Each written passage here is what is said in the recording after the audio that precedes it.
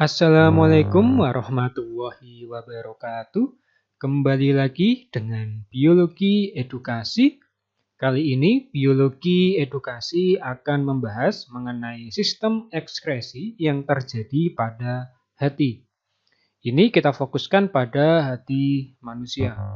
Nah, pada sistem ekskresi pada hati nanti ada dua zat yang dihasilkan dari proses yang terjadi di hati dalam sistem ekskresi. Yang pertama adalah pembentukan amonia ini atau NH3. Jadi yang pertama dalam sistem ekskresi ada amonia yang dihasilkan. Yang kedua adalah urea ini. Kemudian yang ketiga adalah perombakan dari eritrosit yang nanti akan dihasilkan namanya bilirubin dan biliverdin. Ketiganya ini nanti, dia terutama yang bilirubin sama biliverdin akan dibawa menuju ke yang namanya kantong empedu. Sedangkan pada amonia dan urea ini nanti akan dimasukkan atau diekskresikan menuju ke urin atau ginjal. Jadi pembuangannya nanti lewat urin.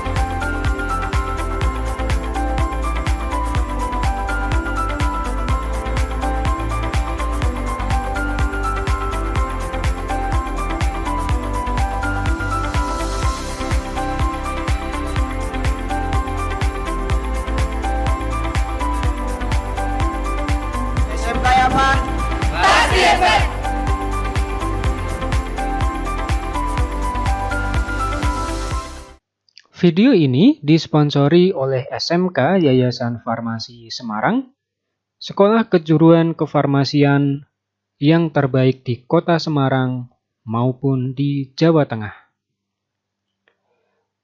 Saya lanjutkan. Jadi ada dua ya, kantong empedu ini, kemudian akan disalurkan, ada juga yang disalurkan ke ginjal, yaitu amonia dan urea.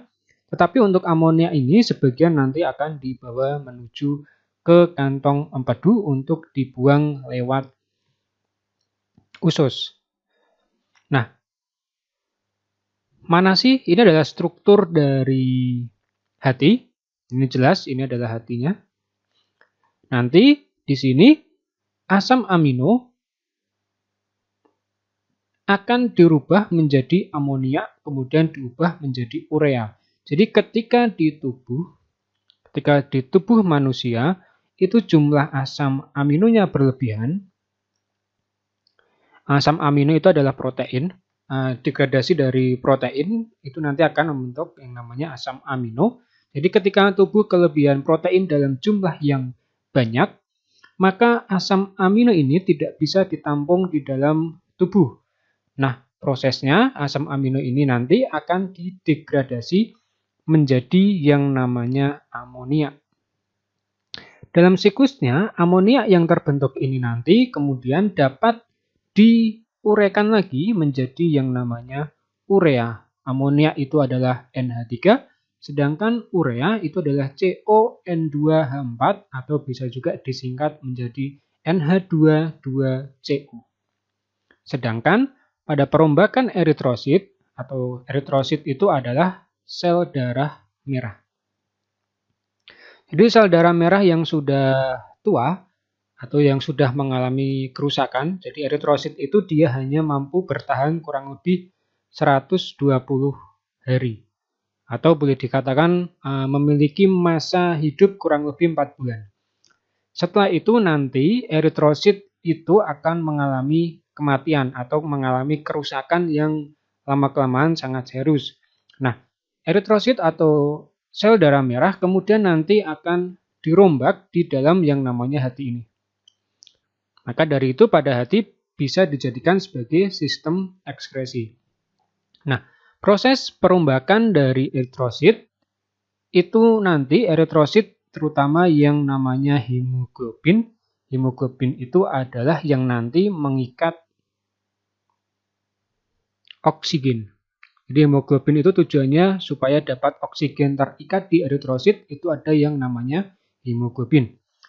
Ketika hemoglobin ini akan mengalami perombakan di dalam hati, maka hemoglobin akan memiliki 3 komponen utama, yaitu He, Fe itu besi.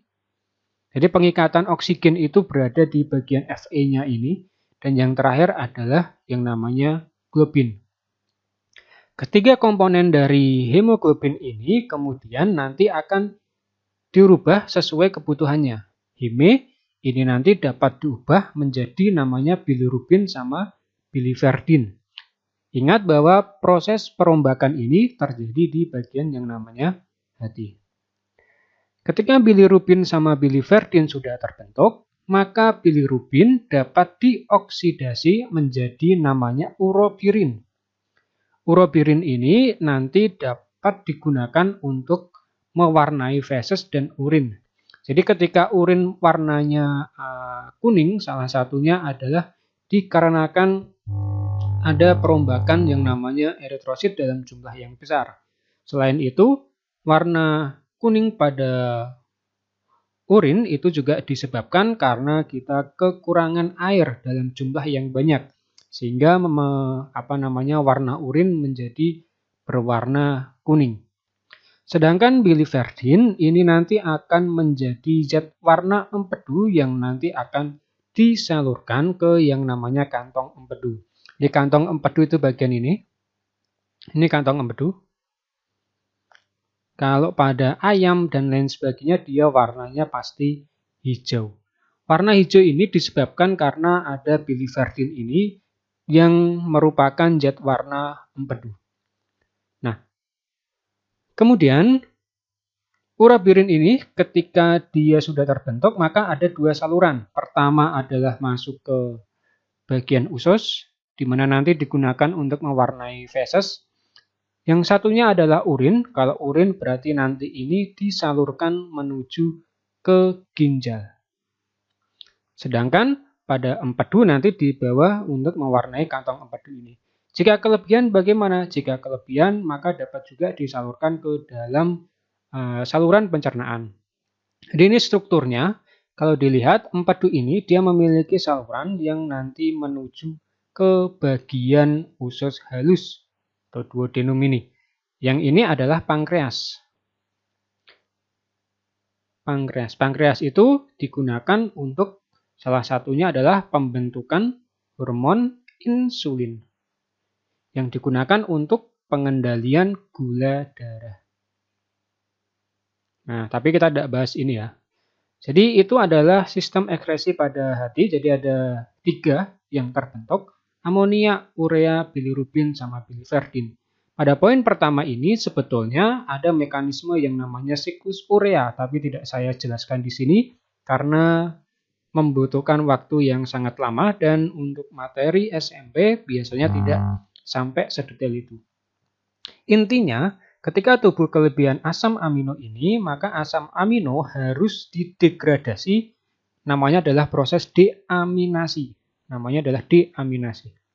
Deaminasi. Menjadi yang namanya amonia.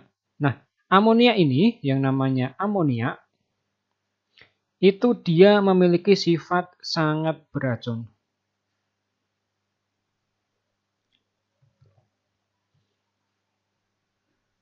Jadi amonia itu sangat beracun bagi tubuh, maka perlu didegradasi lagi menjadi urea.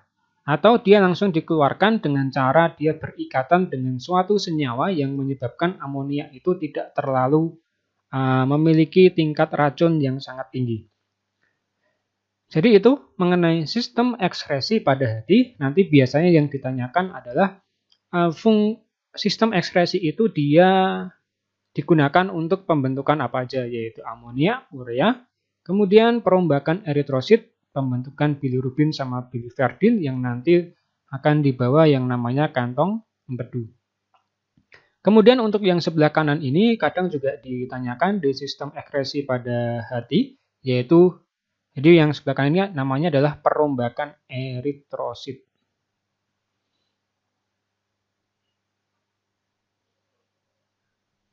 Nah, perombakan eritrosit di mana nanti hemoglobin akan dipecah menjadi 3 bagian, Heme, Fe, dan globin.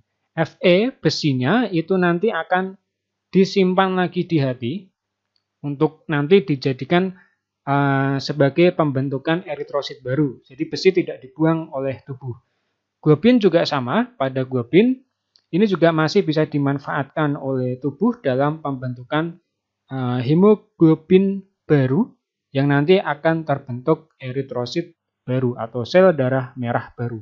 Jadi yang dibuang dalam proses perombakan eritrosit itu hanya heme ini saja. Sedangkan Fe sama globin itu nanti akan digunakan kembali oleh tubuh dalam proses pembentukan eritrosit baru. Demikian penjelasan mengenai sistem ekskresi pada hati. Jika nanti ada yang ingin ditanyakan, silakan ditanyakan di kolom komentar. Sampai jumpa pada materi-materi berikutnya di Biologi Edukasi. Wassalamualaikum warahmatullahi wabarakatuh.